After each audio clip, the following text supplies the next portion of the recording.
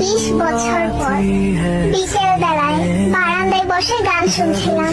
হঠাৎ করে প্লেলিস্টে থাকা একটি গান বেজে উঠলো, যেটা এক সময় আমার খুব পছন্দের গান ছিল। রোজকার ব্যস্ততায় ভুলে গিয়েছিলাম যে এক সময় এই গানটা না শুনে আমার দিনটাই শুরু হতো না। একটু মুচকি হাসি দিয়ে গানটা শুনতে লাগলাম। তখনই গানটার মধ্যে একটা কণ্ঠ শুনে চোখ দিয়ে আপনা আপনি পানি গড়িয়ে পড়লো। কোনোভাবেই আর নিজেকে কন্ট্রোল করতে পারলাম না।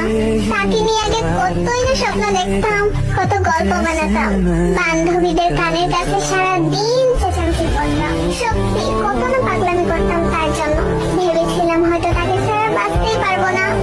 তার জন্য এত পাগলামো করা মানুষটাই আজ তাকে ছাড়া বেঁচে আছে, সুখে আছে। কিন্তু যত সুখী থাকি না কেন, তাকে আমি কখনোই